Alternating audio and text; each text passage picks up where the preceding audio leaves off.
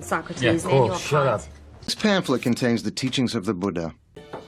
What does this ancient tale teach us?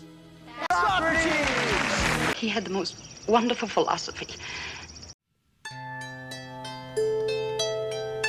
Good afternoon, good evening, good morning, wherever you are. Ricardo Repetti. Rick, please unmute yourself. Quick question. I've been practicing meditation and philosophy and all that stuff for decades, but I would love to hear from you. Could you explain what you think, or how or why you think, which I do believe you do think, that meditation, which is something Socrates did, is itself a form of philosophical practice? You know, for those of us who think only analytic philosophy and things like that are.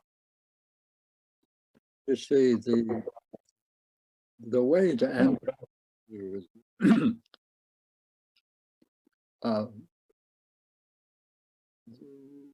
the simplest way to become profound, all right, is right now to say to yourself, do I have a self? What is the self? When I look out and I see everything that I see, I don't see the self. It has no shape or form. But yet there must be something going on. As Xenophanes, the first philosopher, the teacher of Parmenides, said, what is it that is seeing and hearing and thinking right now? You see, that's a natural koan. That's the way to get into meditation. What is it that is meditating? What is that is doing the thinking? What is it that's doing when I look out and I see things? What's really seeing? How is it? Is there any place there for the self? No one can describe the self when they finally start this analysis. And then slowly they discover something quite remarkable, that there are no qualities to the self.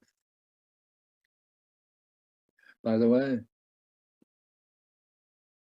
the most startling thing about philosophy and the self is that in the Parmenides' first hypothesis is not what after all is the one. In the Greek, it is what after all is the one self. The whole dialogue is about the self, its presence. Now, in the first hypothesis, it's all about the one self. The other 8 hypotheses deal with, you see, if there is a one self, what do we mean by one? What do we mean by the way, there are 5 different ideas of the one. Each one of them will create its own world of thought, its own predicament, its own logos. Different. Pierre, this is the beginning of a very profound discourse, and we're going to leave it here and ask Rick to follow up on what you've said, because he knows how to follow up. And with your permission, I'll move to the next question. All right. So we meet again. Bye-bye for now.